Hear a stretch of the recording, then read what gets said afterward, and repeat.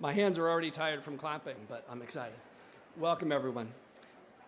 Bienvenidos, familias, amigos y queridos, a la ceremonia de graduación 62 de Pitzer College. Este es un día de alegría y celebración, y les agradecemos su presencia aquí con nosotros hoy. Voy a continuar en inglés, pero les invito a comunicarse conmigo tanto en español como en inglés. Welcome, family and friends, and loved ones, to Pitzer College's 62nd commencement.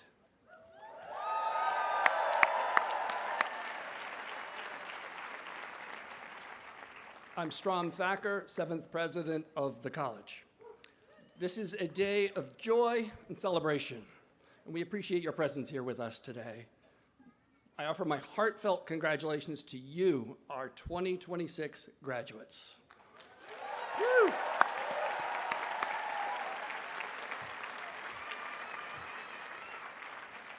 Today, we'll honor the culmination of your college careers and the commencement of the next phase of your lives. That's why it's called commencement. We celebrate all of it and all of you. Here with us on this happy occasion are members of our Board of Trustees and our Board Chair, Michelle Siqueiros. Trustees, will you please stand?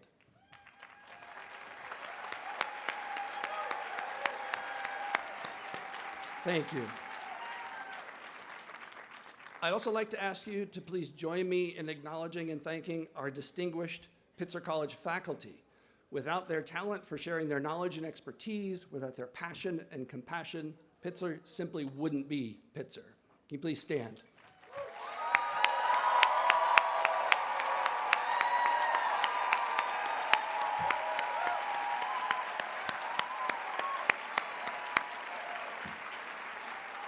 Thank you. On behalf of the college, I also offer our deep gratitude to Jose Luis Flores, a senior lecturer and assessment specialist in our Modern Languages, Literatures, and Cultures field group, who taught at Pitzer for 19 years. And Leah Herman, a senior language lecturer, also in our Modern Languages, Literatures, and Cultures field group, who taught at Pitzer for just shy of 34 years. And finally, Gina Lamb, a visiting associate professor of media studies, who taught at Pitzer for 38 years. Congratulations on your well-earned retirements.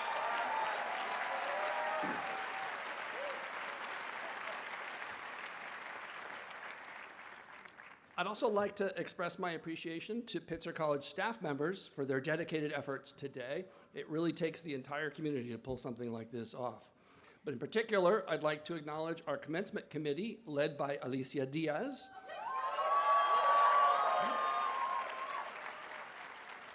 I also want to thank Patrice Langevin, Mark Kraubuck, and their colleagues in facilities, and our teams in dining services and the registrar's office.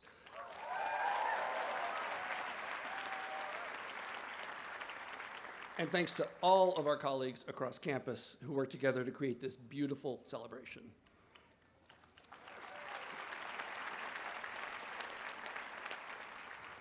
I'd also like to recognize our marshals here today. The graduating class, the students, elected Barbara Junisby, Professor of Organizational Studies,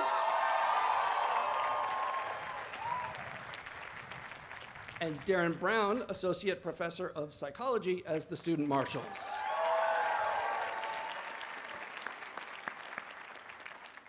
Our faculty marshals are Trung Average Fan, Assistant Professor of Physics, and Gina Lamb, a Visiting Associate Professor of Media Studies. Students also elect each year a member of the Pitzer staff as their special guest to thank them for their generosity of spirit. This year, the students chose Tasmia Musani, Associate Dean of Student Success and Belonging, as their honored guest. Congratulations, Tasmia, on this well-deserved honor, and thank you for all you do on behalf of our students and for Pitzer. So in addition to recognizing our on-campus community, I'd like to ask everyone to join me in applauding our graduates' families and friends whose love and support have played a crucial role throughout our students' undergraduate journey.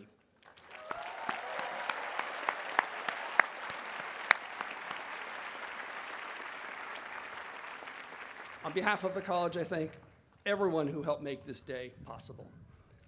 Class of 2026, We are thankful and grateful that you chose to join the Pitzer family. You came here with many talents and lived experiences to share. You joined us from 29 states and 19 countries, including Bolivia, Canada, China, Estonia, Ethiopia, France, Japan, Kazakhstan, Republic of Korea, Paraguay, Taiwan, and many other places around the globe. You range in age from 20 to 60. 14% of you are the first in your immediate families to graduate from college, and you carry the dreams of generations.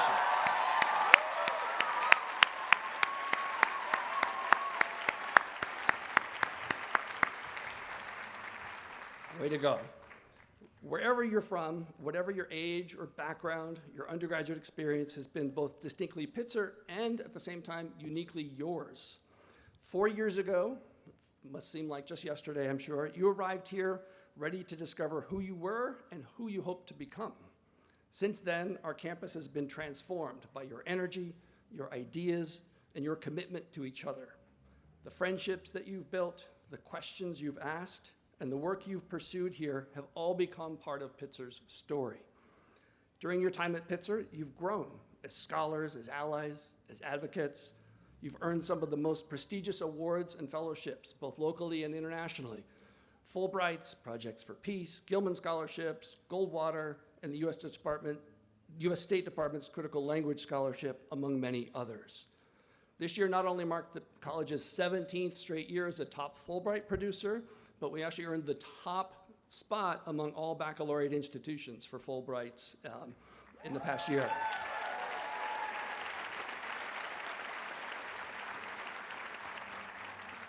This distinction and all of our award success this season is because of all your efforts to succeed and develop your gifts with strong support from our faculty and our staff. In the process, you've made the college a better place for your classmates and for generations of students who will follow in your footsteps.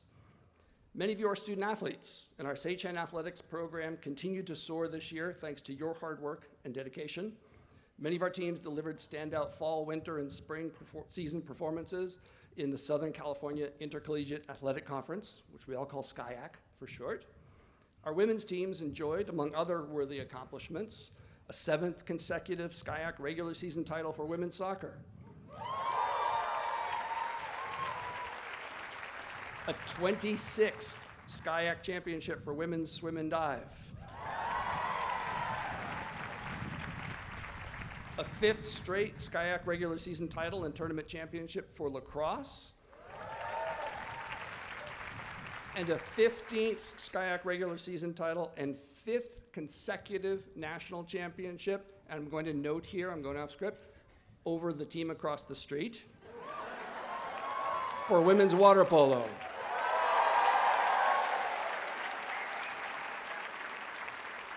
And many, many other team and individual honors.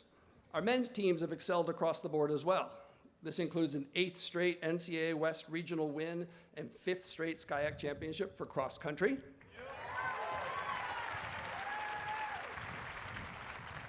A 4th SCIAC championship for swim and dive. And a 2nd straight regular season SCIAC championship for water polo.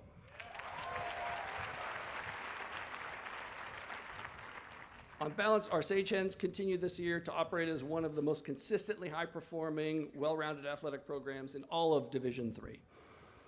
There's more. And we are missing some of our seniors this weekend because a few of them are competing in national level championships this very weekend, in fact, today. Our men's baseball team earned a spot in the NCAA tournament this weekend after capturing the SCIAC championship over, again, the team across the street. Our women's lacrosse team is competing in the round of 16 of the NCAA tournament later today as well, after beating the school across the street twice in 10 days. There seems to be a theme developing here. I don't know. And our 5-college ultimate frisbee team, which is the men's team, the Brain Eaters, is competing in national championships this weekend as well, and it has a large contingent of Pitzer students on the team. So and good luck to all the teams if you're watching online. We'll miss celebrating commencement with the seniors from these teams, but we're very, very proud of the way they're representing the college. Even more impressively, and more importantly, I would say, beyond their success on the field, court, pool, or other venue, our student athletes have excelled in their academic work. Our teams outperform their peers in the academic achievements across the board. In fact, they are stars all across the board. So congratulations to all of them.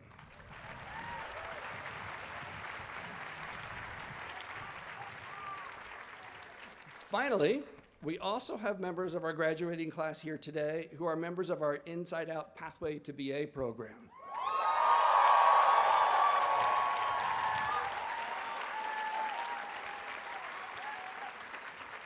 I am immensely proud of this signature program, and I know all of you are as well. As inside students, they shared a classroom in the prison with outside students and professors. The program is truly transformational, both for our outside students who gained a unique learning experience that many tell us is the most compelling they've had across their entire college career, and for our inside students who have a similar experience in the classroom but also graduate with the Pitzer degree, and we have some of them crossing the stage today. We have 3 members, in fact, crossing the stage with us today.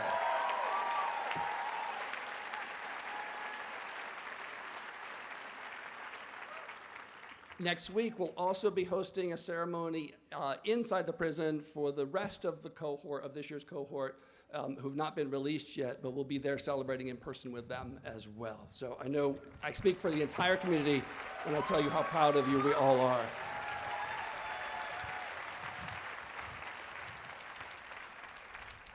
Speaking of being proud, it's now my true pleasure to introduce the senior class speaker, Noah Strauss.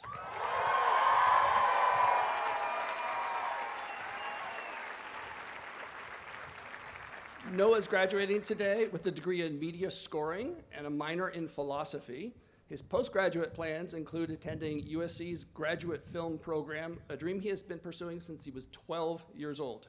Please join me in welcoming Noah to the stage.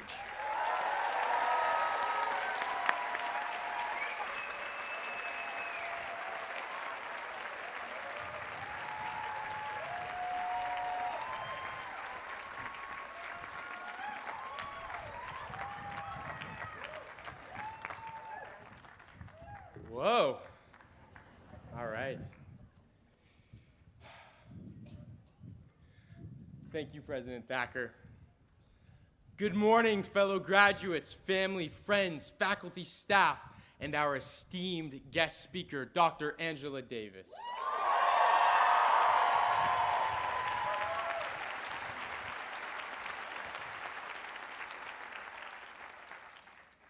Congratulations, everyone. It is an honor to be up here with you today, truly. I want to give a quick shout out to my younger brother, Asher. I love you so much, pal, and I know you're just going into 9th grade, but when you're ready for a tour of the campus, you just let me know. It's also important for us to acknowledge the indigenous caretakers of the land that the Claremont Colleges sit upon, the Tongva people. As a community, we honor your stewardship of this land.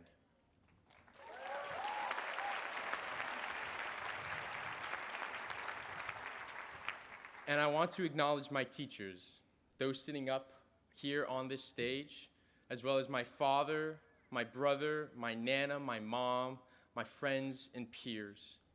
Specifically, Bowen, Bernie, Evie, Oliver, Alexa, and Stephanie, who took the time to listen to the words I am about to share with you, and whose guidance and wisdom are also reflected in these thoughts. The embrace we give to one another, the embrace we receive from our family and friends, the embrace we as a class received when we entered this place 4 years ago, and the one we will give back as we leave when this ceremony is over. This embrace was so clear to me when my mother, father, and younger brother brought me to this campus on move-in day. That day was such an important moment for all of us. That's when so many of us met. We stepped onto these mounds and realized we were about to embark on a journey that would last, well, I wish it would last, but influence the rest of our lives. How cool is that? We were about to meet new friends that would last a lifetime, and this place would become our new home. I remember all the incredible things that followed us stepping onto these mounds, the meditation that urged us to take into the moment, and the tunnel that was promptly created by our orientation leaders as they happily chanted at us. Ooh, I feel so good, like I knew I would. Ooh, I feel so good. That was a fun one. Us going into Benson for the first time and figuring out who to sit next to. What friends would come from these small interactions. Our lectures about what it means to be a part of this community and the amazing trips that all happened after we arrived. The stories that began in those first couple days and those stories that just never stopped growing. All those initial embraces we gave to each other leading up to this moment here. But before all of those wonderful moments, I settled into my dorm room for the first time and went with my family to relax on the mounds. A Pitzer photographer approached us and asked to take our photo, and it's not dissimilar to many photos taken that day of any one of us moving in and of our families embracing us. But this particular photo would become meaningful in a way I wouldn't have ever anticipated. It would be the last family photo I have with my dear mother. When I was a young kid, I used to have a fear that one day I might lose my mom. She and I were so incredibly close. I used to think that life itself would fundamentally shift and I wouldn't know how to truly live. And just as I was starting this new chapter, this unthinkable thing happened. There are no words to adequately express all I felt. The person who made me fall in love with music and want to become a composer, who taught me so much about the world and how to care for it, who brought me here in the first place, in one last breath, she was no longer there to embrace and no longer there to be embraced. She would pass away just 2 months after moving in. I feared my absences from moments of the first semester would make me feel behind or no longer able to embrace this place I was so excited about. But here's the thing. A hand was always lent, a smile was always exchanged, and friends became abundant. That support came not out of obligation, but the choice and true desire to embrace me. In my hardest moment, you reminded me to choose life, the wonders of this world, this place. I know I'm not the only person in our class who's experienced both tremendous love and joy here, but also heartbreak and loss. I know this because I know you. And yet, we are here graduating, doing the very thing we set out to accomplish on the first day of school. The focus, however, of this speech is the importance for us to recognize that when faced with adversity, we have a choice. The privilege of choice itself looks so different for each of us sitting in this space under this tent. And even within that difference of choice, we have a privilege so many do not. As Pitzer students, we are in such a special place because our college was born out of activism. My father also graduated from Pitzer and has shared his stories about the activism on campus in his day and how deeply involved in that activism he was. You know, I even heard an alumni of Pitzer once say that if a protest were to start anywhere, it would probably start at Pitzer.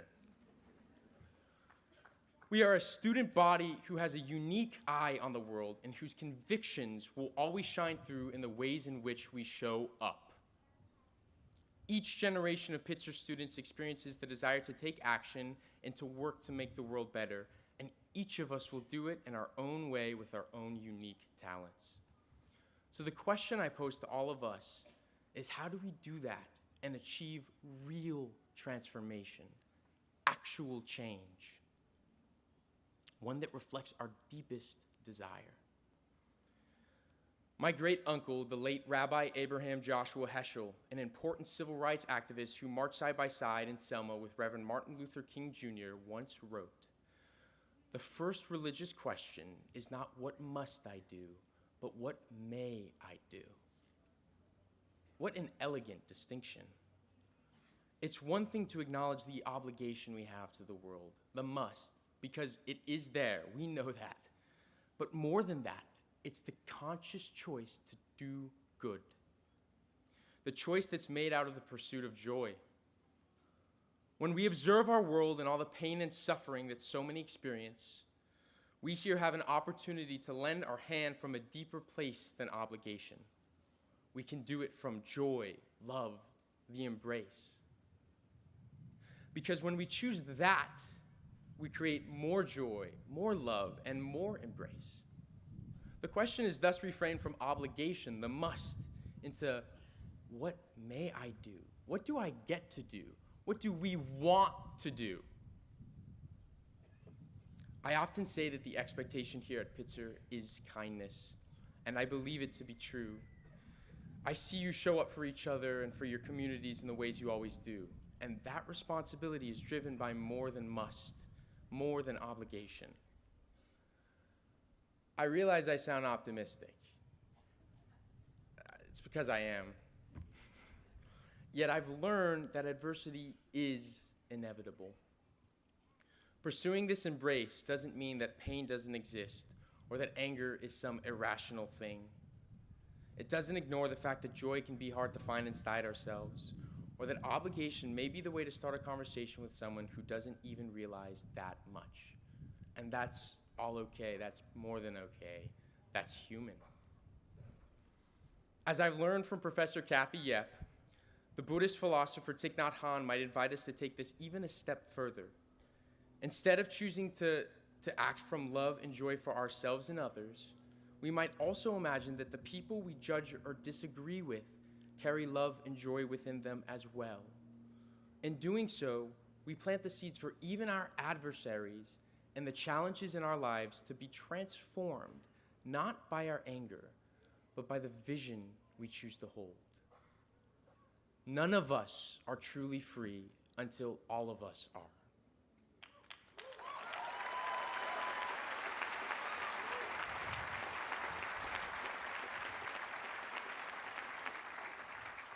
But how do we get there? With our hate or with our love? What I've learned from adversity is that it can even serve as a reminder to make choices from the joy of embrace. In a strange way, when we are confronted with death, we are reminded of life. Remember beyond the must. Remember what you may. Lead with it. We're all students right now, and the awesome thing is, as we leave here today and inherit this world, we'll continue to be, just students in a different role. The last thing I will say is this. One of the greatest things my mom left me with is the reminder that love is the simplest thing. Even with all the perplexing hardships of the world, love itself can just be simple. You all reminded me that every day with your embrace to me and to each other. So continue to choose it. Choose it with joy and conviction and elegance and grace and hope for the rest of the world. Thanks, Pitzer.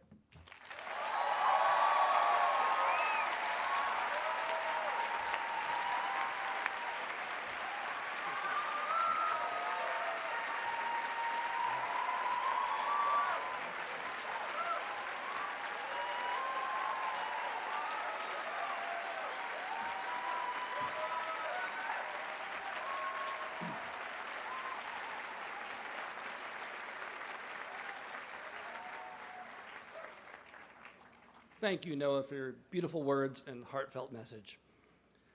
I'm now honored to introduce Winnichet Lindholm, who will speak on behalf of the Senior Class Gift Committee.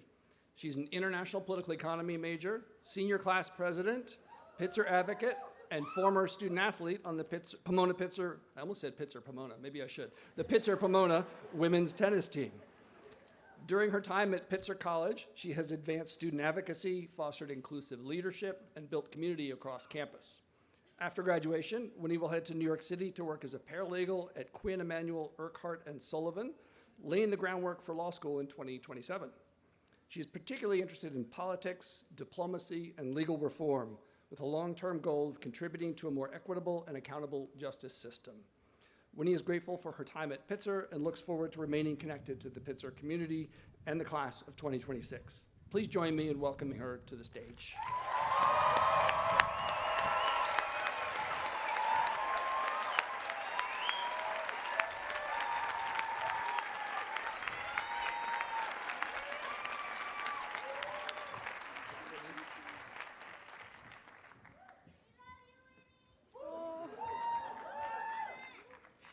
Good morning, Pitzer.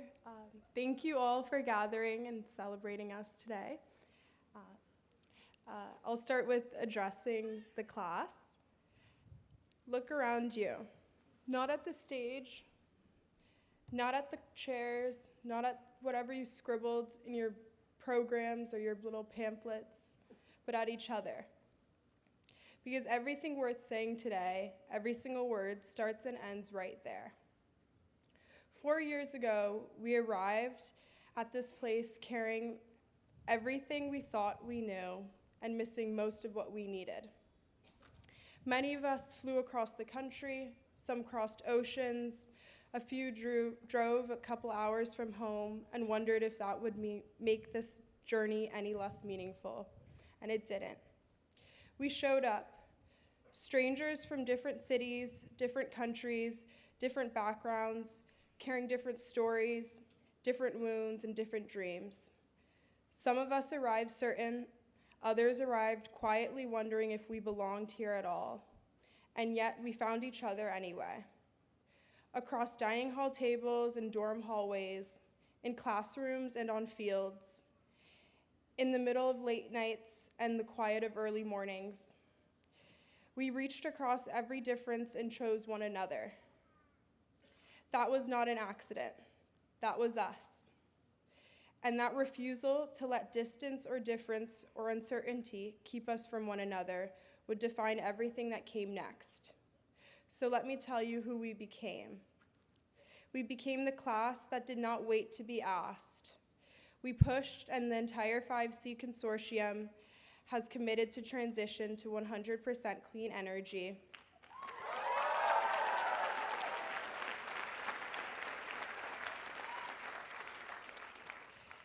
Not because it was easy, but because it was what was needed.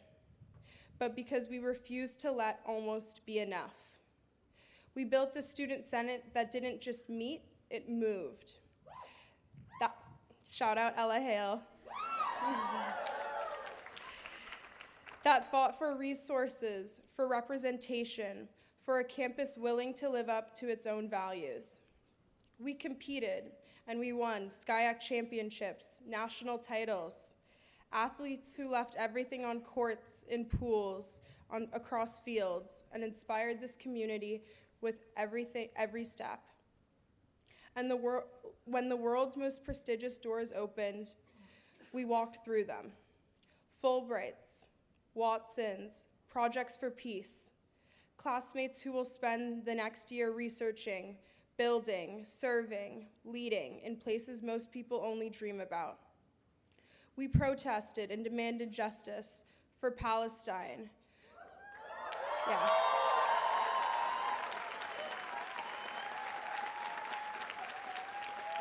For Black students across the 5 Cs.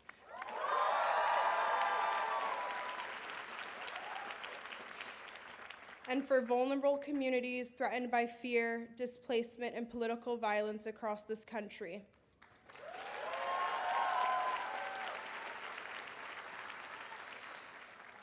We learned that this leadership is not passive. It asks us to speak when silence would have been easier. That is the class of 2026. But let the record also show that we knew how to live. Let the record show we danced at Pirate Party. Yes, at Kahutech, in Vegas, in San Diego. Yes. We claimed our afternoons by the pool as if they were sacred, because they were. Let the record show there were late nights that became early mornings nobody planned for and everybody needed. There were dining halls, conversations that became thesis questions, professors who said one sentence sophomore year that you are still carrying with you right now in this seat, in this cap. And I would be remiss not to thank one of those professors, Professor Bazune, whose guidance and belief changed the trajectory of my life in ways I will carry long after I leave this campus.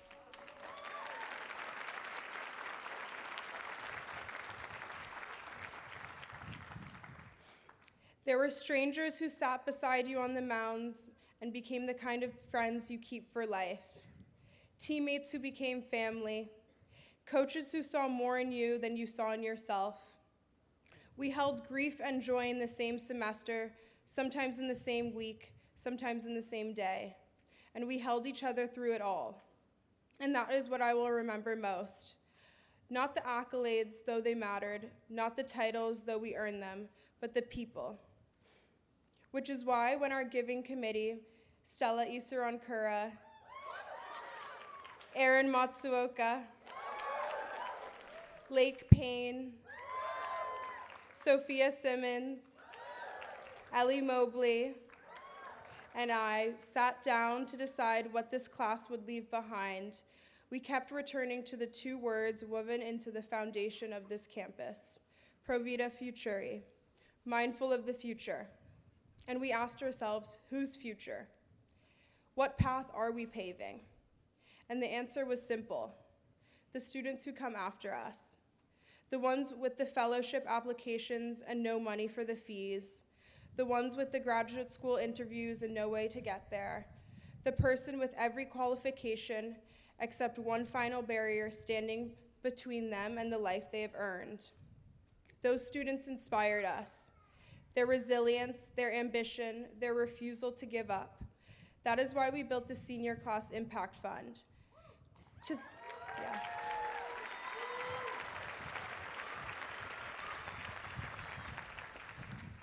To support the graduating classes that will come after us. And this work would not have been possible without the extraordinary support of the Pitzer community. Our fund was spearheaded by a passionate committee of seniors and brought to life through the dedication and belief of Nicholas Moore, Lexi Lay, Sabrina Castro, and the entire advancement office. Yes, thank you.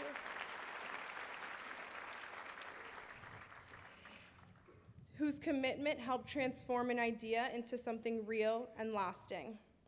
This year, together, the students, families, and friends of the class of 2026 raised $236,926.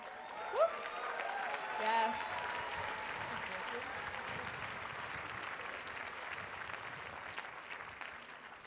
To holistically support the Pitzer student experience. And now the Senior Class Impact Fund will stand alongside the programs and opportunities that define the Pitzer community.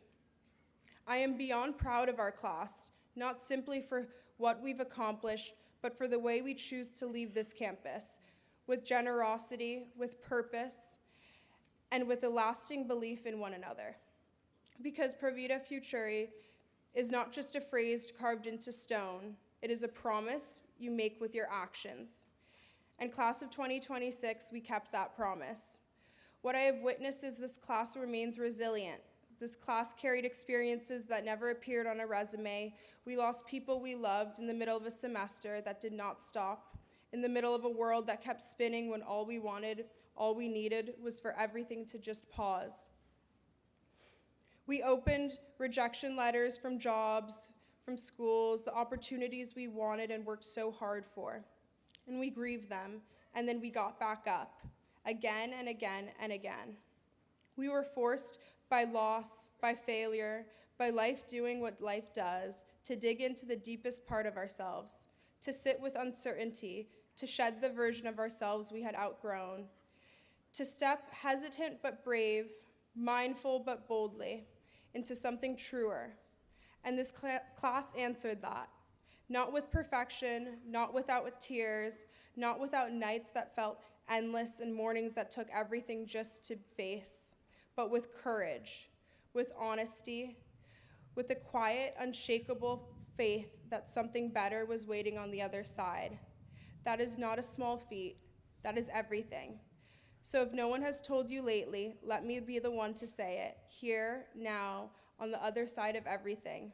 You were never invisible, not in the hard semesters, not in the moments of doubt, not in the versions of yourselves you had to leave behind to become who you are today. We saw you, we needed you, and this community is more whole because you chose to be a part of it. Every single one of you. Provida Futuri. Go forward, go boldly, go carrying everything this place poured into you, and leave knowing that the people surrounding you in these seats, beneath this tent, within these fleeting moments, are forever part of the story of your becoming. Thank you for 4 unforgettable years. Thank you for this honor. It has been a pleasure serving you all.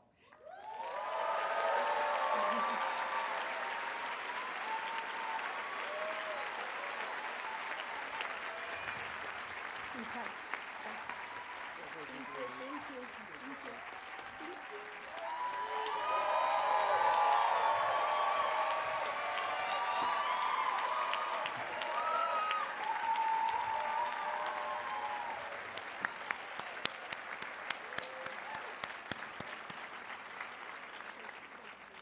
Thank you, Winnie, and the Senior Class Gift Committee, both for your inspiring words and especially for such a generous class gift for future generations. We're pleased to have a member from Pitzer's Alumni Board with us today. Susan Warren, class of '78 and parent 2001, earned her BA in Psychology and Organizational Studies from Pitzer College. She went on to earn a PhD in Urban Leadership from Claremont Graduate University and was awarded the Pitzer College Distinguished Alumni Award in 2024. She serves as the co-founder and director of the nonprofit organization Project Think. Please join me in welcoming Susan Warren to deliver the Alumni Greeting.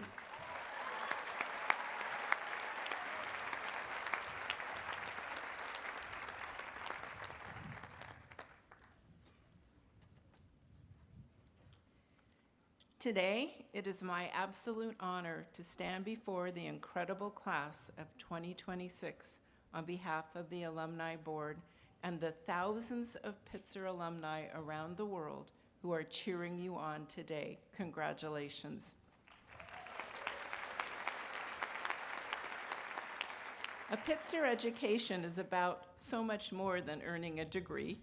It's about learning how to ask difficult questions.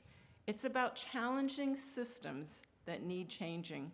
It is about building relationships across differences and understanding that meaningful progress only happens when we listen to one another and work together. At Pitzer, you learned that social responsibility is not just an idea discussed in the classrooms. It is something that is lived through action, advocacy, research, creativity, and most of all, care for others. You learned that intercultural understanding requires humility and openness. You learned that community is strongest when everyone feels seen, valued, and empowered to contribute. And perhaps most importantly, you learned that your voice matters. As you leave this campus and begin your next chapter, there will be moments when the world feels complicated and overwhelming. In those moments, I hope you remember what you built here. Remember the conversations that changed your perspective. Remember the professors who challenged you to think bigger. Remember the classmates who became lifelong friends and collaborators. Remember the values that grounded your education and the responsibility that comes with it. I still do, 48 years later. The world needs Pitzer graduates right now. It needs leaders who care about people and the planet. It needs individuals who understand that success is not only personal achievement, but also the impact we make in the lives of others. It needs people willing to imagine more just, sustainable, and compassionate futures. As alumni, we are excited to welcome you into this lifelong community. Beginning today, you are part of a global network who carry the spirit of Pitzer into every field, every city, and every community they touch. We hope you stay connected, support one another, and continue showing up for this college the way it has shown up for all of us. Class of 2026, thank you for the hope, energy, and vision you bring into the world. Congratulations once again. We are incredibly proud of you, and we cannot wait to see what you do next. Welcome to the Pitzer alumni community.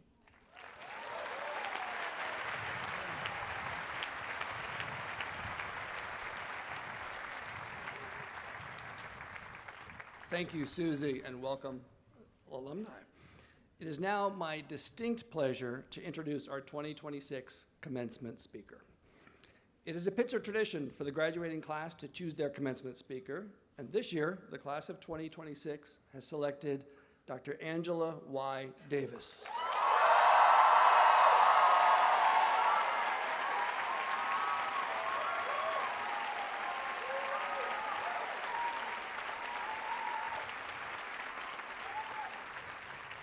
Dr. Davis is a celebrated political activist, professor, and author who has been deeply involved in social justice movements around the world.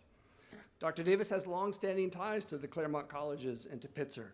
In the 1970s, she served as a lecturer with the college's Black Studies Center. Decades later, she returned to deliver commencement remarks right here at Pitzer College in 2012. And she also served as the Ina H. Thompson Distinguished Lecturer in the History Department at Pomona College in 2021.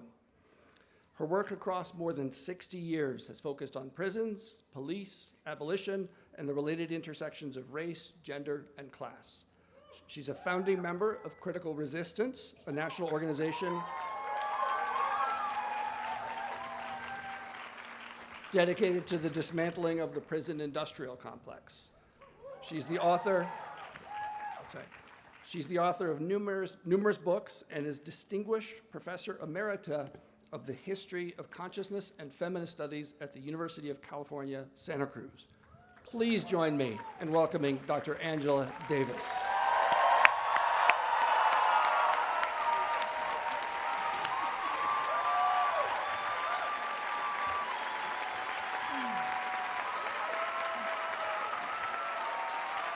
Thank you.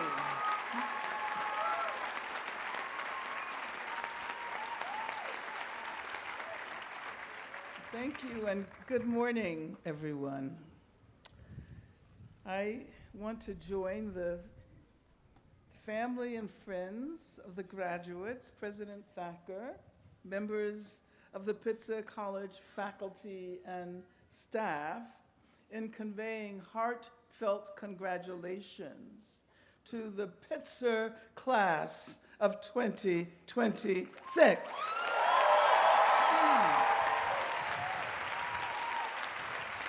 This time, this year, this historical moment will be forever etched in your memories. And you will forever be a member of the Pitzer class of 2026. And so it is a profound honor to have been invited. Thank you so much for the invitation to join you on this first step toward your futures.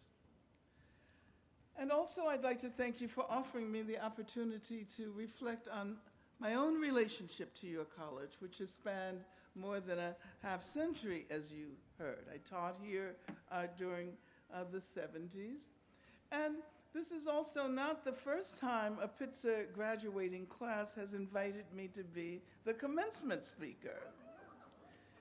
And I still remember looking into the eager faces of members of the class of 2012 at a time when hope was still a dominant political emotion. I have to admit that I experienced a measure of nostalgia when I read through my notes for that 2012 speech. I talked about Occupy. I talked about the human mic that was developed when electrical amplification was banned. And I talked about the epistemological intimacy resulting from the mass repetition of someone else's words. I remember pointing out that the members of the class of 2012 would be able to say that during their time as students on this campus, a sitting U.S. president, despite disappointing on many major issues, supported same-sex marriage and thus legitimized this important civil rights cause.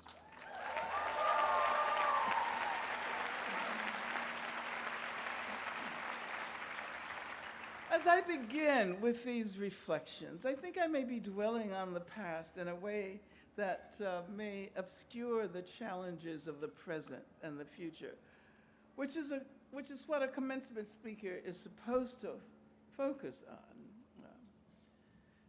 Virtually all of my life, I have been critical of those older people who seem to want to live in the past and who minimize the value of new ideas and new practices as they arise in the present and point toward unknown futures.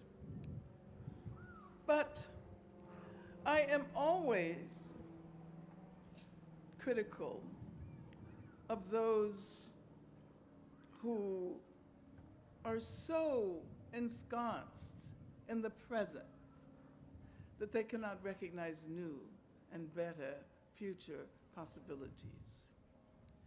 And so as your commencement speaker, class of 2026, it is my charge to find ways to energize you, to persuade you that you are more than capable of becoming the leaders that we need to steer us in productive and exciting future directions.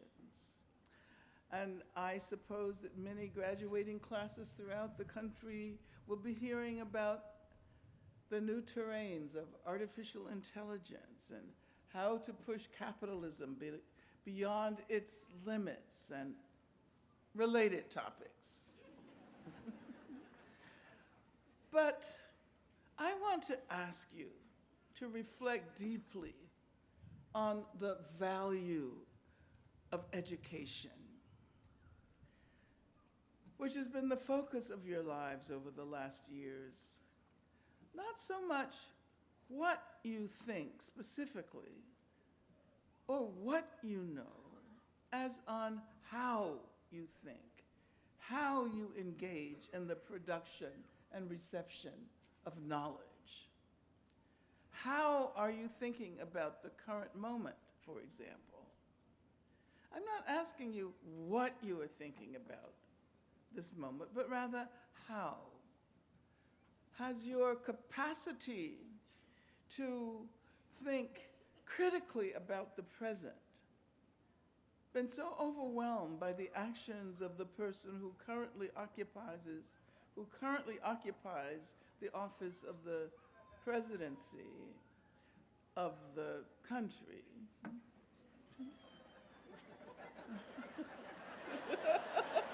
I'm not referring.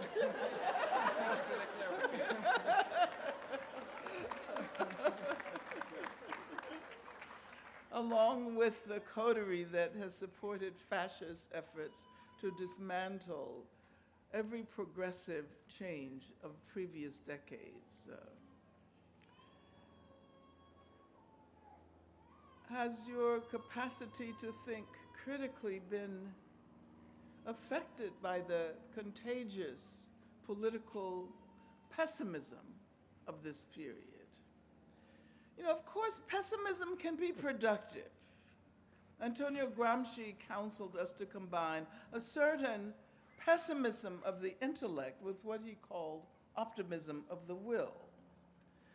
But what exactly might Gramsci have meant when he evoked this pessimism of the intellect? I suppose he was suggesting that you cannot replace intelligent analysis with desire, simply because you would like circumstances to align with what you think they should be, which a certain head of state is known to do. I want us to think about the last years. The years which you in the class of 2026, the years during which you in the class of 2026 were contemplating, then experiencing your time as undergraduates. Let's say we begin with the year 2020, the year that we can claim that we all had some extraordinary mediated experiences that should have fundamentally shaped our collective memory of the period.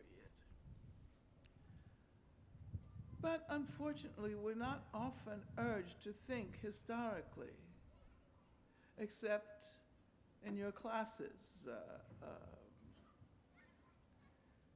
and sometimes not always in your classes.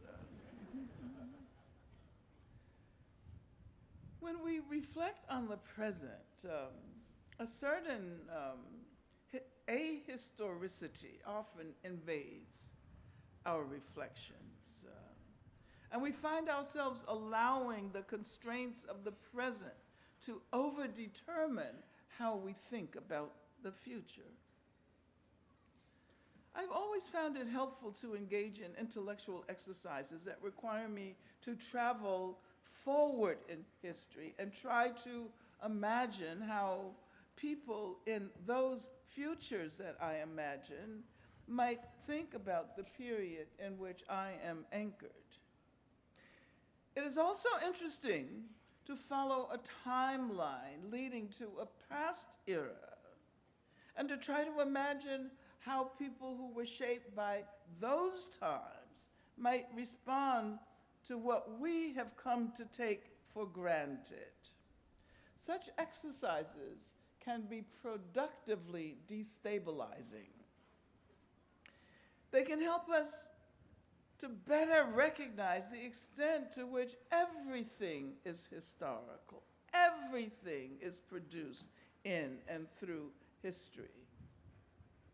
So let me ask you to think about the summer of 2020. I assume that most of you who are graduating today,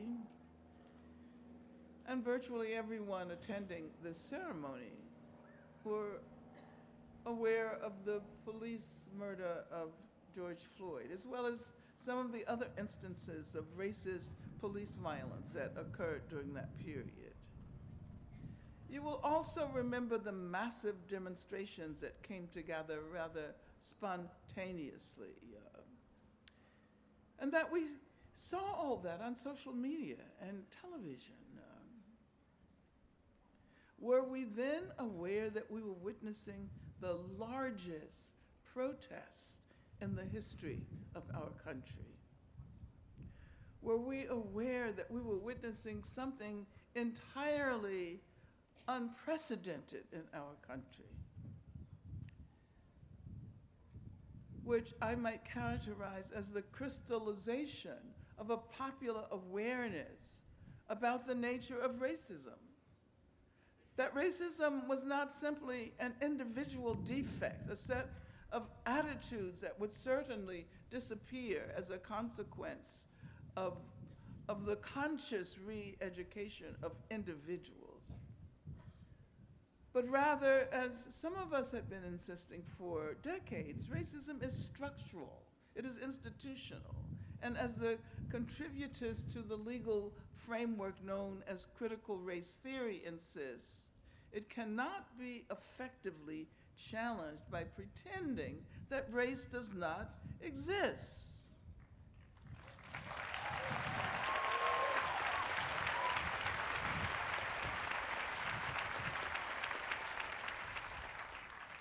In other words, by promoting colorblindness. Now,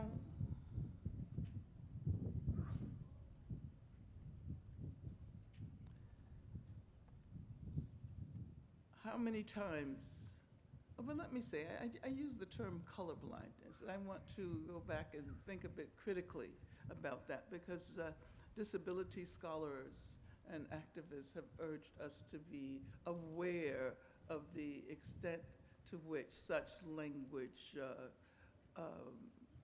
demeans people who are actually disabled. And so some of them suggest that we use the term color evasiveness. How many times have you heard the comment, I don't even think of him or her or them as Black or Latinx? I wish I had time to pursue this further, but we need to return to our excursion into the recent historical past. During that time, we were also learning about the role of labor and about whose labor was essential to the functioning of our society. Do you remember the concept of the essential worker? Well, great numbers of us were counseled, instructed indeed, to stay at home and were unable to go to work or to school. There were those workers without whom our society would cease functioning. And these were the people who were referred to as essential workers. A disproportionately large number of these essential workers were Black, Indigenous, Latinx, Asian, and other people of color. And we watched as many essential workers died. We were collectively learning these lessons about the functioning of race in our society as our worlds were being ravaged by COVID. There was so much sickness and death. And those of us who were not essential were instructed to remain at home. And therefore, we got to experience in an unprecedented way how the capitalist system works. We were specifically learning about the essential work that racism does for capitalism, which has been unfolding since the eras of colonialism and slavery. And so there we were, in a process of mass political education that was occurring during a pandemic where those of us in retreat were relatively alone, but at the same time, because we knew that we shared with many others the experience of witnessing the ravages of COVID, of watching the ways racist violence was being reproduced by the police, and being aware that this mode of watching was collective. We were watching with everyone else, and we were collectively learning what some of us had known and had tried to share with others for decades. But this was not the abstract mode to which many of us were accustomed. The story of racism and the institutional proliferation of racial violence was being dramatically narrated. It was an extraordinary moment in our history. We were witnessing and experiencing what you might call a radical historical conjuncture. It was a revolutionary moment. Indeed, it felt like we were poised for revolution. But we were not prepared for that moment. It was a moment that many of us had been working for, but we were unable to seize that moment. We could not seize the time. We knew how to rejoice and congratulate ourselves, but we did not have the power or means with which to consolidate our gains at that moment. And so the counter-revolution geared up. I speak of counter-revolution in the way Herbert Marcuse described it in his book, counter-revolution and revolt. This was a counter-revolution that asserted its power before the revolution could consolidate itself. Thus, the conservative attacks on education. First on critical race theory, but the attacks were aimed more broadly. Or you might say that critical race theory began to stand for all radical understandings of the structural character of racism. Eventually, we began to understand that it was not only specific fields, especially interdisciplinary fields, ranging from feminist, environmental, Black, Latinx studies, Palestine studies. It was the university itself that came under attack. And specifically, the university as a site of knowledge production that is not always aligned with the goals of a capitalist society. The university where students learn not only about the production of knowledge, but where they learn about the value of knowledge and how knowledge is most valuable when it serves to enlarge the circle of life and freedom. The university where students learn about that invaluable sense of relatedness, and not only with humans who are fighting for life and fighting for better futures, but a sense of kinship with all other living beings on this planet. And I can say parenthetically that I heard that there is a plaque that is about to be mounted outside the dining room here. Am I right? Do any of you know about this? Well, someone told me that there will be a plaque, and this is very serious, memorializing the lives of the animals who were born and raised and slaughtered under the appalling conditions of capitalist animal agriculture. And I say this because I think we should be conscious consumers of whatever we consume. Now,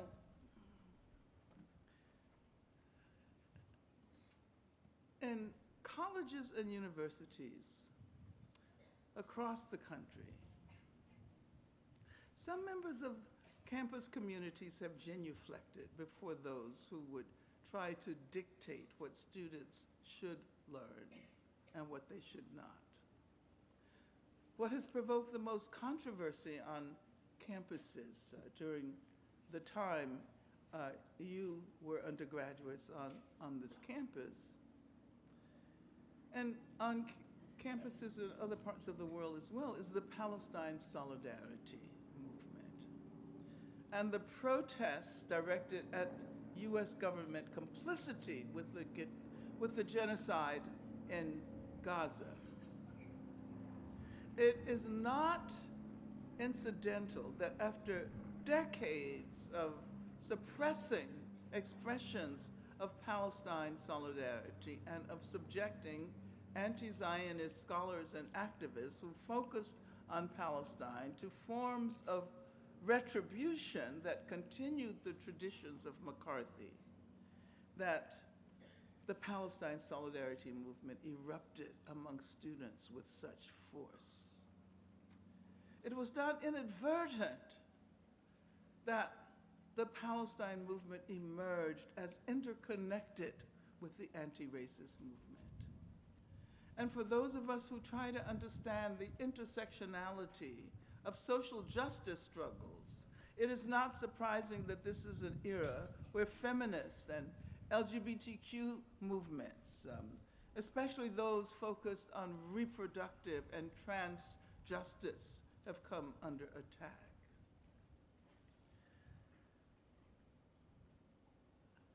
I may have already exceeded the time limit for this address. But before I conclude, there is one last idea that I want to offer you. And it may seem counterintuitive. It is that this raging and often violent conservatism we have experienced over the last period, from Gaza to Iran and from the universities to immigrants who continue to be the targets of ICE. This represents both a position of strength and of weakness. Progressive movements came under attack because we represent the movement of history. We represent the future. And those who attack us represent those who are trying to prevent the birth of that future. But that future is already here. It is already being born, and you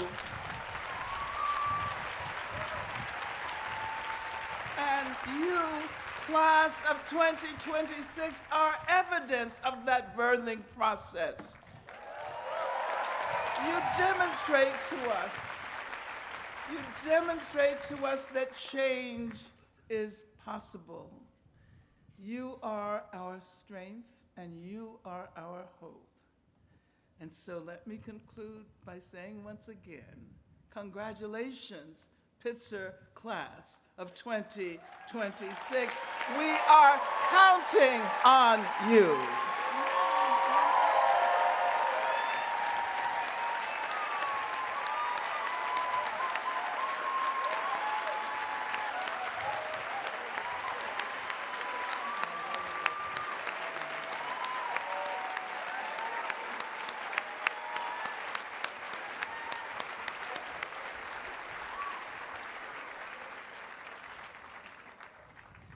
Thank you, Dr. Davis, for those inspiring words. I'd like now to introduce our Dean of the Department of Natural Sciences, UJ Sophia.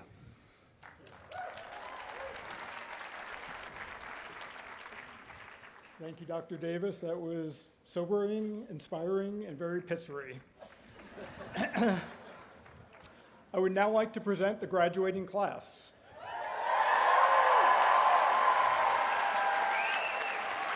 Will the class please stand as you are able?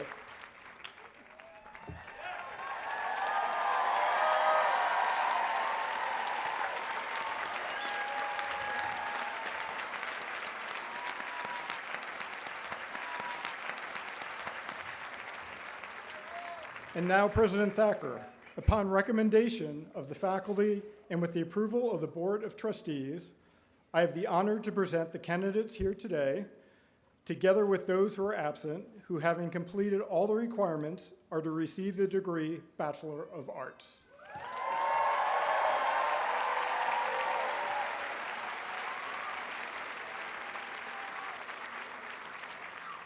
All right, before I say the magic words, I want to make sure everybody has their tassel on the right. It looks like most of you do, but if you don't, make sure it's on your right. All right, here we go. By virtue of the authority vested in me by the Board of Trustees, I hereby confer upon you the degree Bachelor of Arts. Congratulations. You can go to the left with your tassels.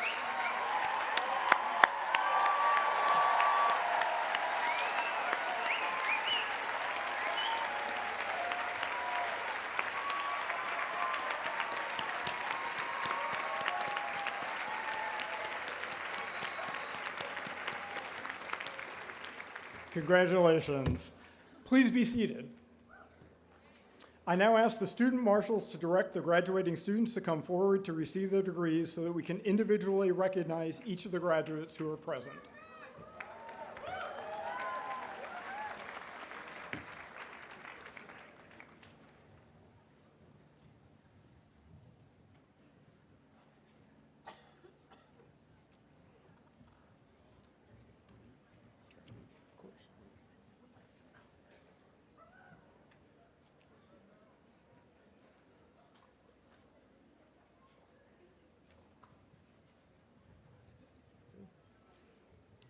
Lily Aaron.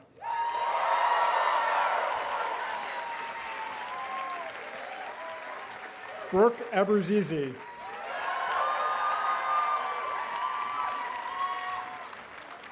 Chi Adi.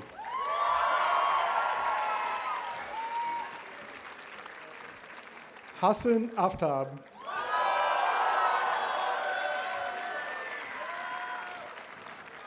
Brenda Aguilar Lopez.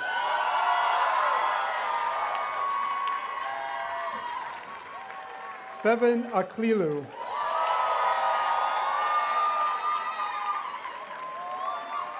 Jasmine Ali.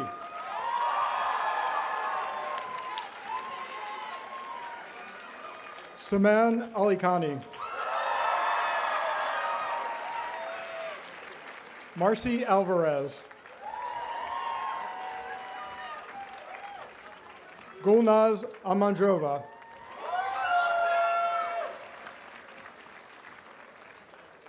Alec Angel.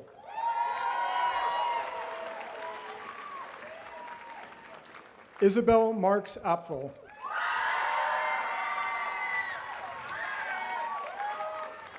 Clarissa Aquino.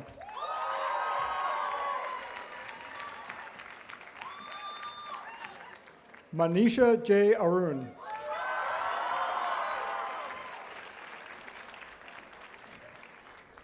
Ayuel Lagessa Asmera.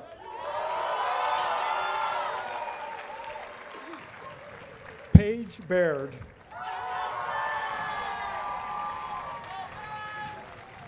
Sarah Lee Balanza. Subigya Baral.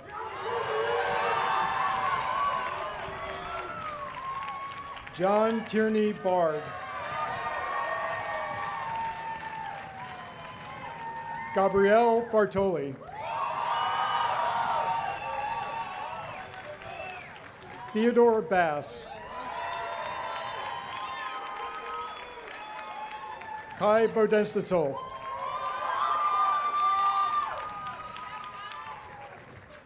Bailey Bauer.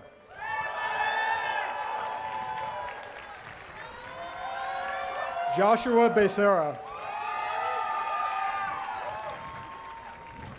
Samari Mahela Beckett.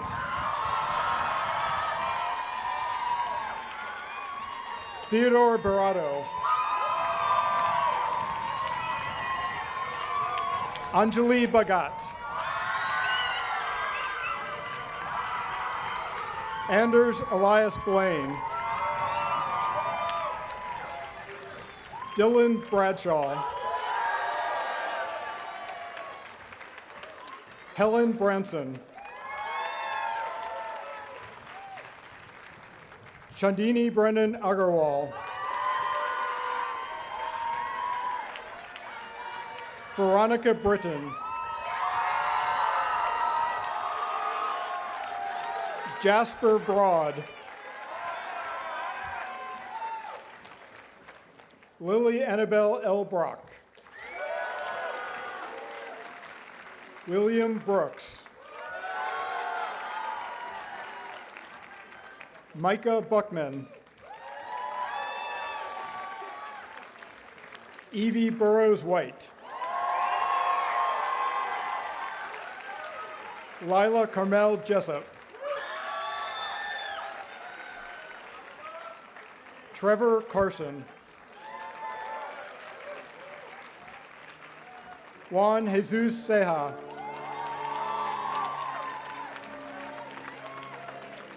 Chunzi Sun.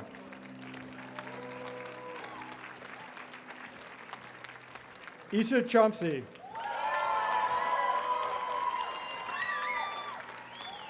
Win Chase. Hannah Chen. Yichan Chen.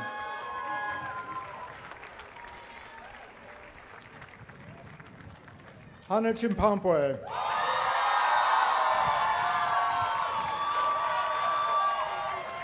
Philip William Chirigas.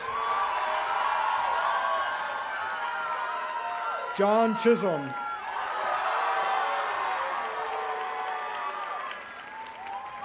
Maya Lucia Chow.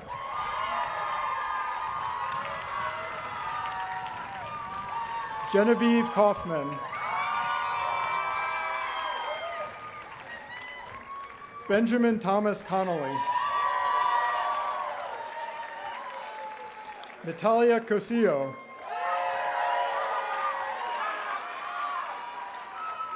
Zachary Coughlin. Phoebe Cox. Annabelle Cull. Jonathan Curry. Annie Cutler. Elizabeth Dang.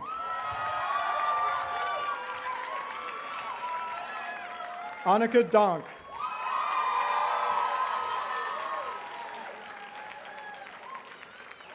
Owen Davies. James Oliver Dean.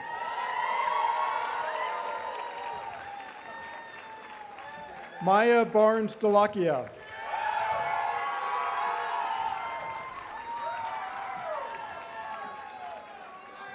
Joseph Bowles Deansag.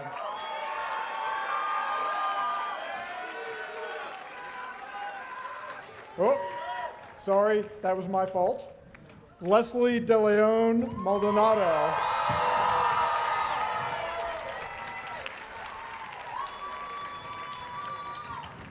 Charlotta Lottie Dirks.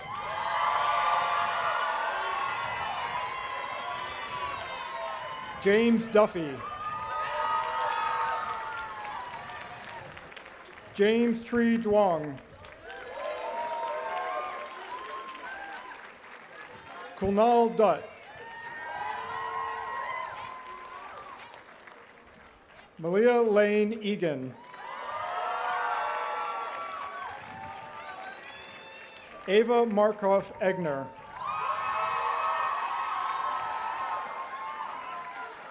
Lindsay Aaron Perez. Ella Eichberg. Ryan Ensminger. Natalie Alexandra Espinosa. Lucy Faulkner. Ryle Farrow. Dominic Elias Feder de Toro. Luke Feng. Yannick Finkelstein. Ashley Flegel. Lucas Franco. Samuel Freeman. Diego Montauk Fuentebella. Harold Isaac Hudson Fusen.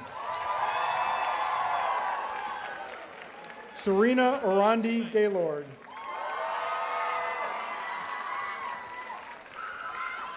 Joshua Gehring. Maddie Garish.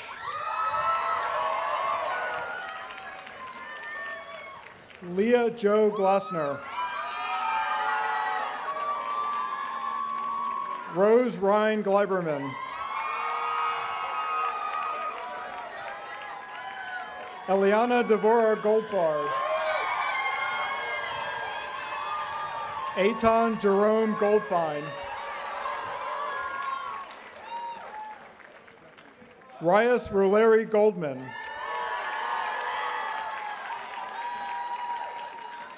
Richard Gonzalez. Zoe Gonzalez. Luke D. Gordon.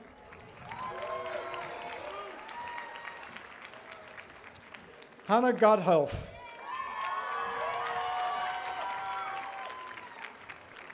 Elliot Graziano. Maya Greenfield. Alexander Greenstein. Luke Geyer.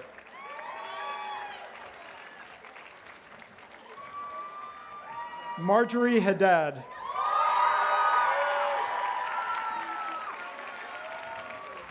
Ella Hale.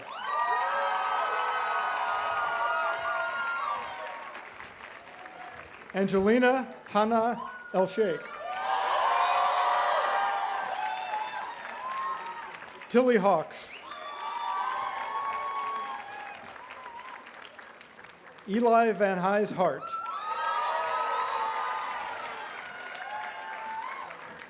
Nicholas Alexander Hernandez.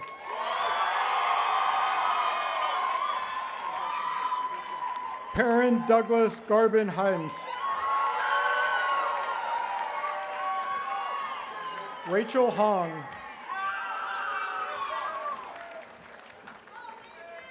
Junchi Hu.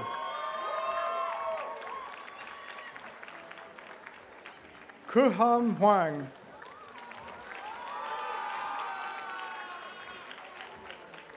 Dylan Hutchison.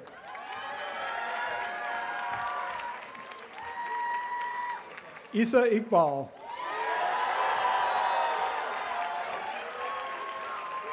Stella Salila Isarankura. Olivia Ivan. Ty Iverson. Juliana Jasma.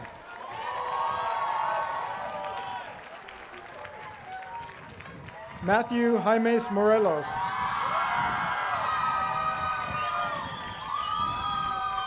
Kyle Hasp Jasper. Alenka Jeharaja. Madeline West Johnson. Miranda G. Jones Rodriguez. Kundai Zhongwei.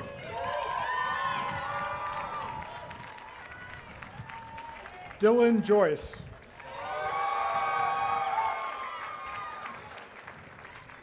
Philo Judson.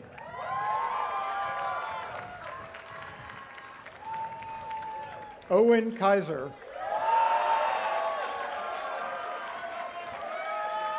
Sophia Katinos. Ilyas Khan. Jeremy Kim. Mila King. Ishika Kaluru.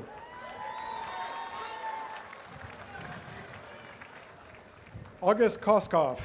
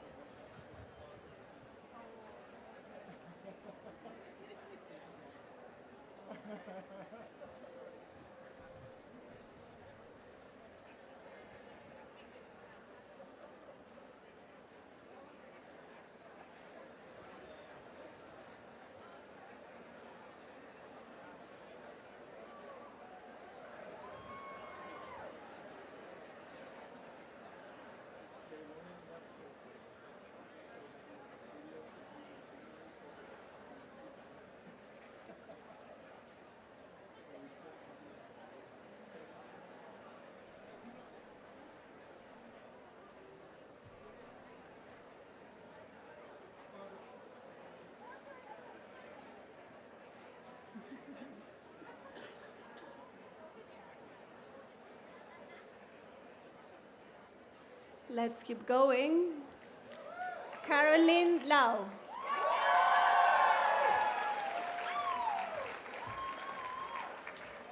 Bella Leatherman. Natasha Le. Emily Amanda Lee.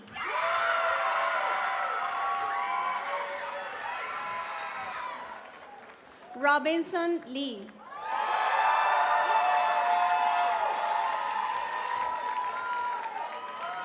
Spencer Liho.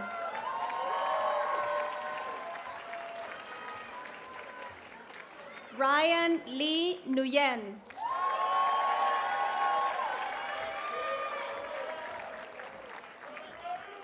Matthew Lung.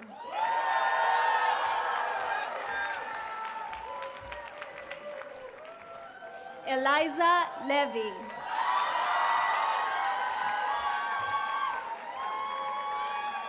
Youngja Jessica Lin.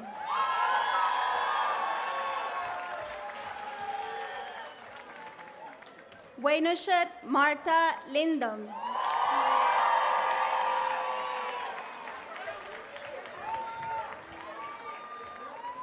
Mingju Liu.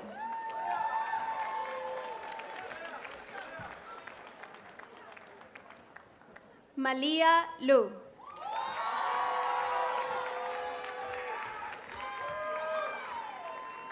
Mia Loretta Lopez.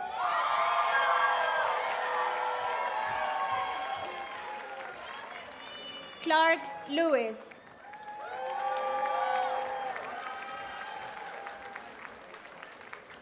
Sasha Lu.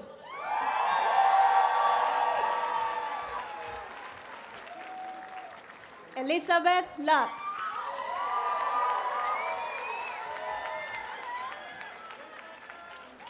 Ben Lama.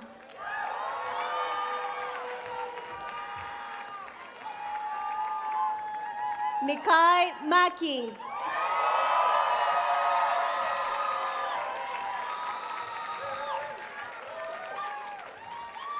Finan McReynolds.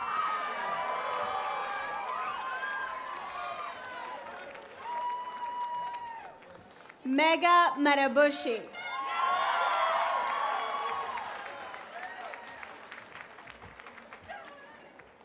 Taylor Marshall.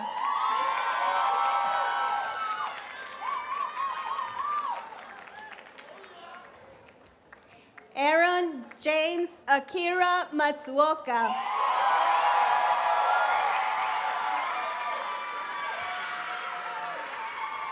Lane Raineen May.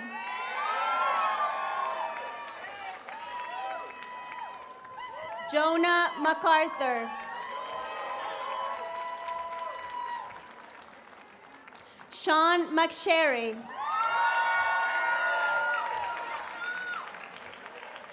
Julian Medina.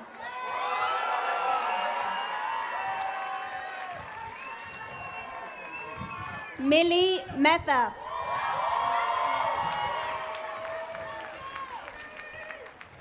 Guillermo Mendoza Franco.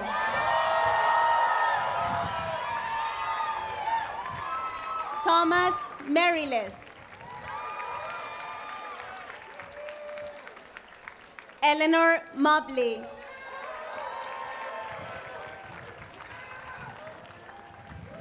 Amber Mogg.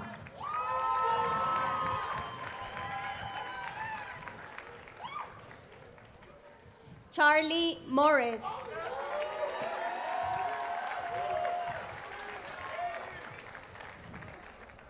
Henry Nadell.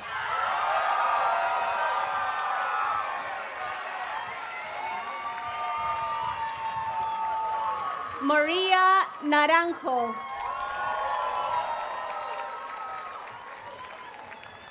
Carmen Navarrete.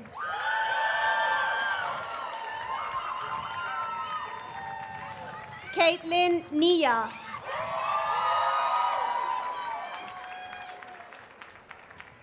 Chiara Shivan O'Leary DeGiorgio.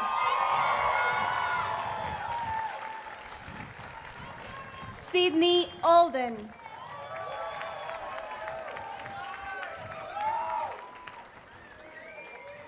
Mai Omoto.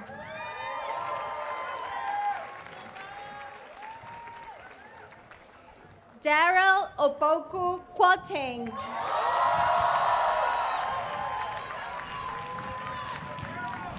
Ava Oreskovic.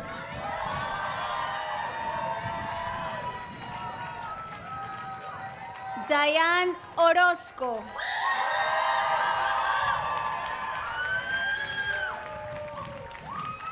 Andrew Palmer.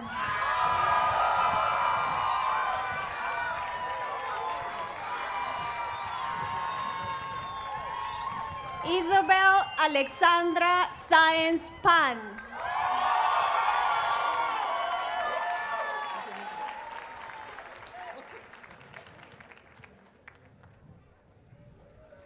Lakia Payne.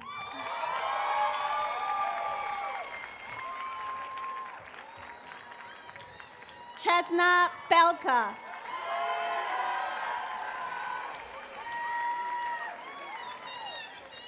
Theodore Irving Lee Pelham.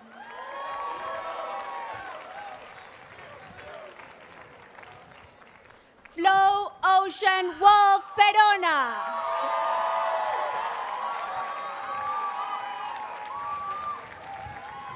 Sander H. Peters.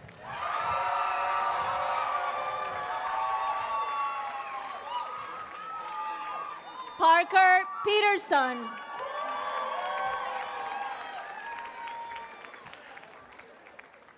Mia Josephine Davis Pickett.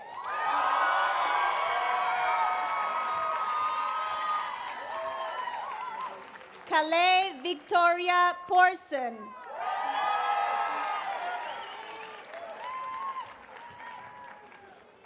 Berta Posada Villanueva.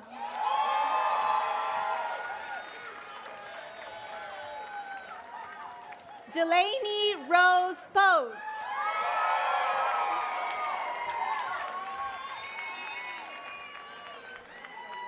Natalie Potter.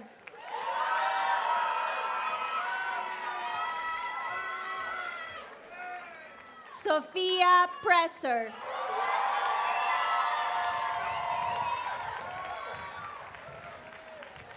Thomas Price.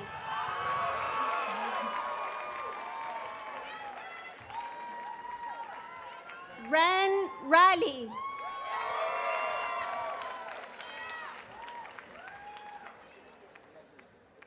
Indra Maria Ramirez Antoni.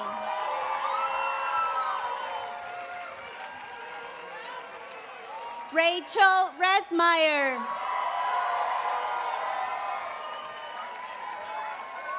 Oscar Rigo.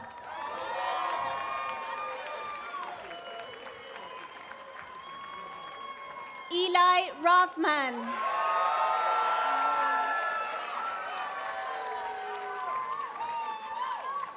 Luna Serena Romero.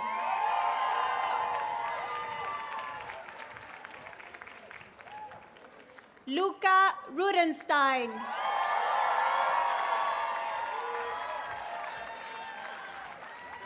Annika Salomonson.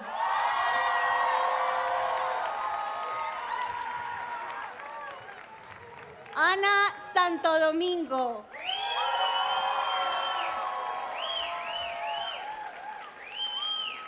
Bernard Vandermas Santos.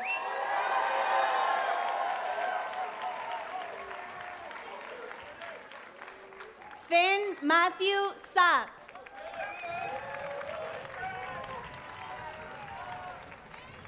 Andrei Sarapov.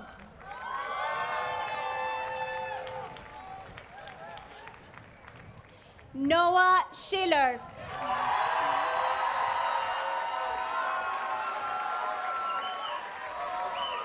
Lucas Schoenwald.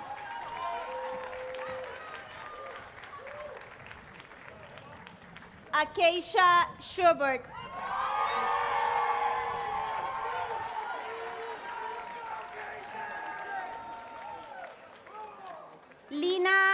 Holtzy.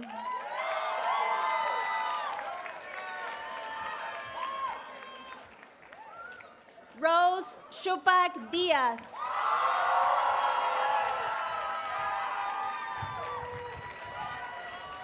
Elliot Schweitzer.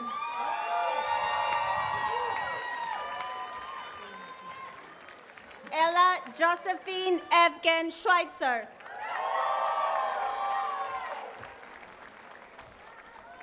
Stella Said.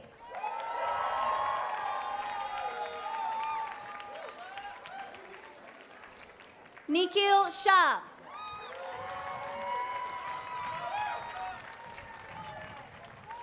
Jake Shane.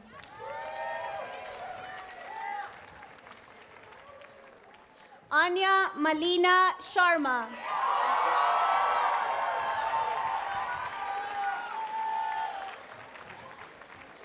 Alina Barre Sharp.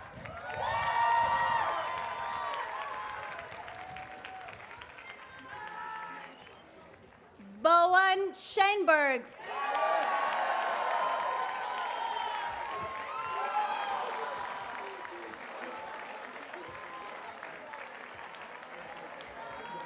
Ivory Sidi Sihasat.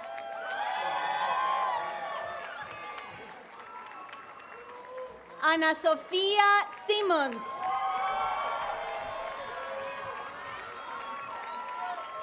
Miller Simon.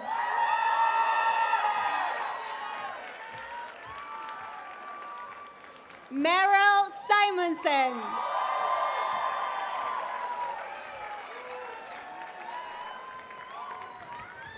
Ritika Singhal.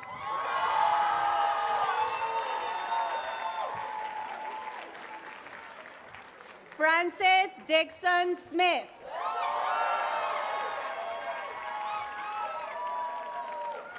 Lauren Smith.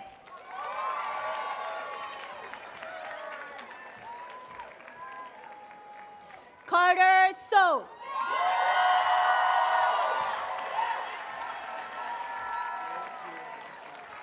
Ruth Solomon.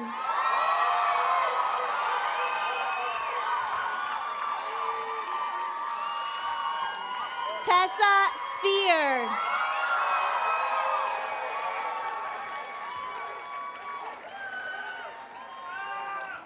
River Smith Steinbach.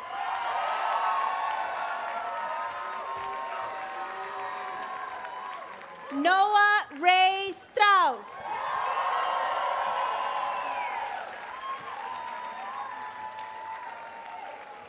Catherine Strauss.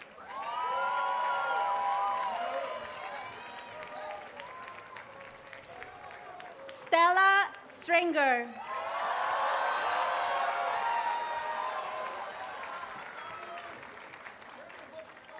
Jeremy Sue.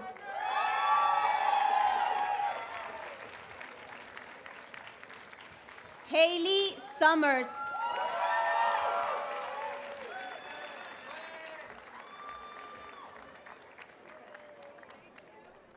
Clay Shosey.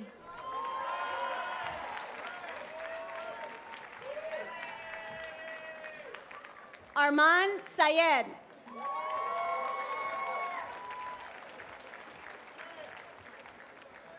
Sakari Angela Sylvester.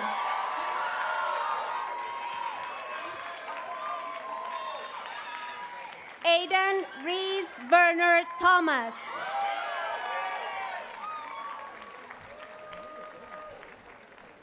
May Tranquilla.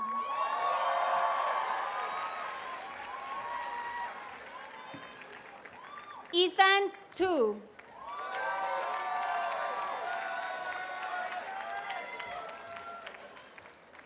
Lane Ulrich.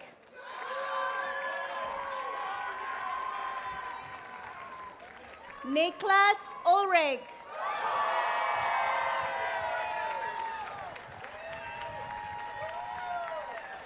Kwokton Ethan Van Ha.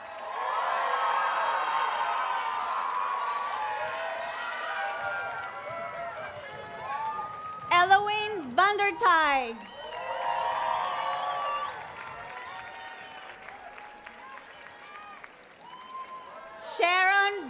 Vasquez.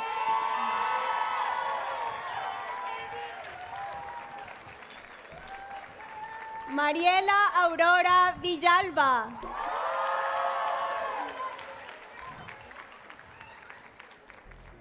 Dalai Bo.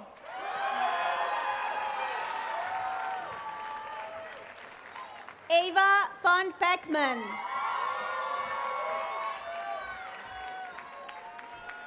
Annie Voss.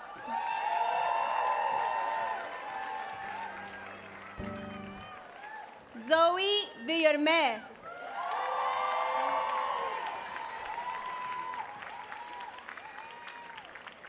Chase Wade.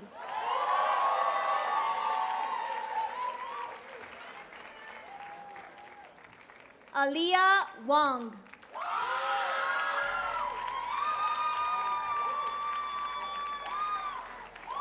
Corinne Waters.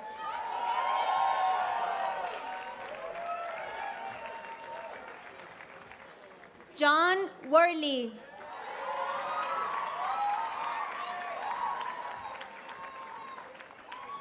Yishu Wei.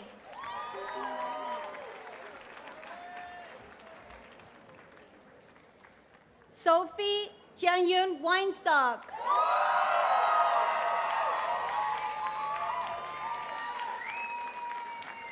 Ash West Lewis.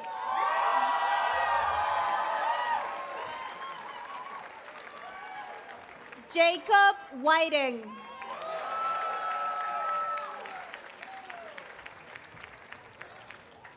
Kyle Wilson.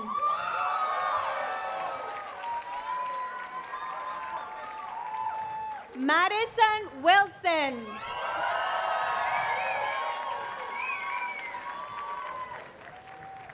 Anderson Rogers Wyon.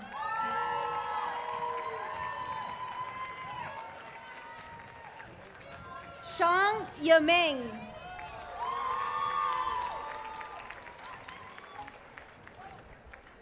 Shang Jie.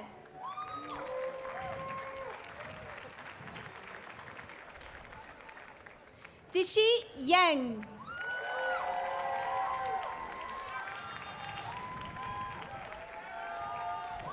Jacqueline Ibarra Dahlberg.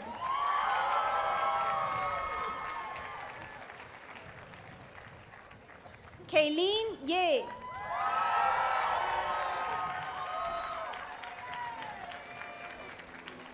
Brian Yuncheng Young.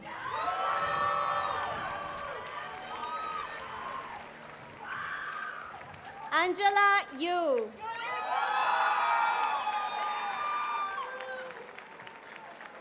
Michael Yu.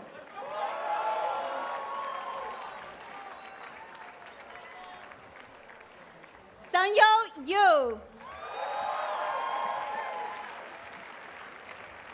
Congratulations, everyone.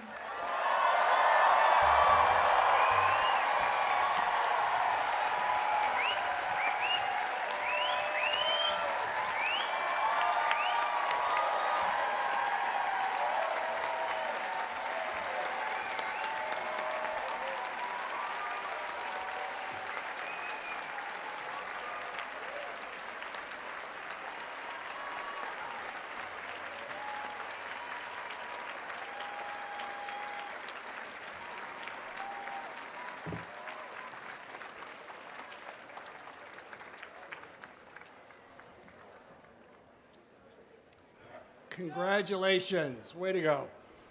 As this joyful and poignant ceremony starts to come to a close, it is my true honor to continue one of Pitzer's most meaningful traditions, delivering a final charge to you, our graduating class. You, the class of 2026, have traveled through your time at Pitzer during a period marked by extraordinary complexity and change. From your first days on campus to this moment right here today, you've witnessed and navigated a world shaped by political division, global conflict, environmental crises, light-speed technological transformation, and growing uncertainty about the future of higher education and even our most fundamental democratic institutions. You have pursued your education during a time when many long-standing assumptions about society, leadership, truth, and opportunity have been challenged in ways not seen in our lifetimes. And now, as you graduate, that uncertainty will almost certainly continue. Across the country, and especially within higher education, as we heard Dr. Davis discuss, the landscape feels increasingly unsettled. Institutions dedicated to inquiry, inclusion, and open dialogue face new scrutiny and pressure. Communities across our nation and around the world continue to wrestle with profound questions about justice, equity, belonging, sustainability, and human dignity, things near and dear to our hearts here at Pitzer. But here is what I know with full confidence. This unsettled moment is exactly what your Pitzer education has prepared you for. The world does not only need more expertise or more credentials, it needs people who can think critically without losing their humanity, who can not only challenge the status quo, but build something better. It needs people who can engage complexity without retreating into confusion or cynicism. It needs people to listen intently, engage compassionately, and act courageously in service of something larger than themselves. In other words, it needs Pitzer graduates. It needs you.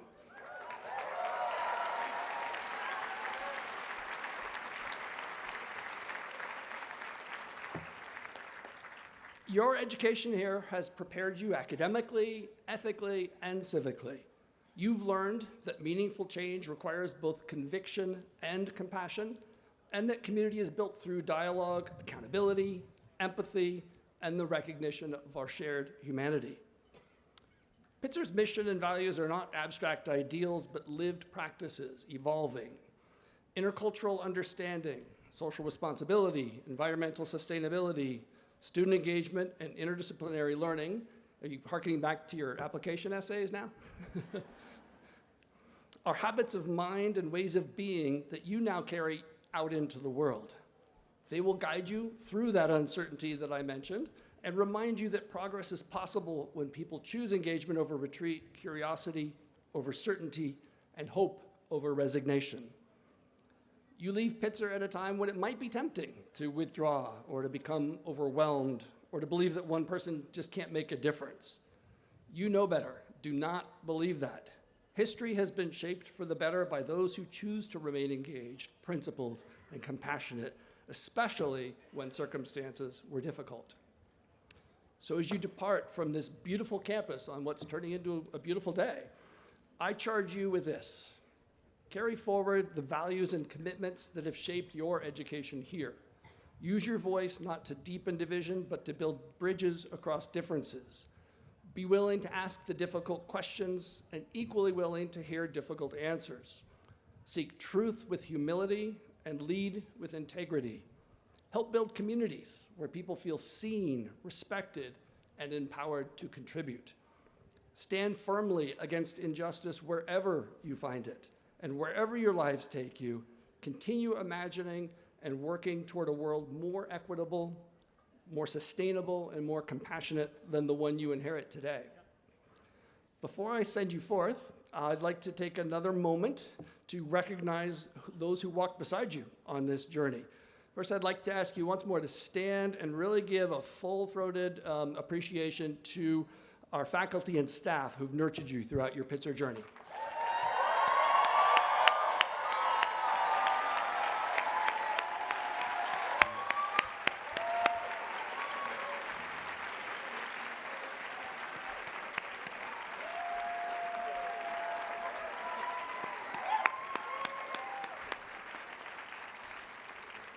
And now, while you're standing, please turn toward your families and friends who've joined you here today and who've been by your side through thick and thin before, during, and beyond your time at Pitzer.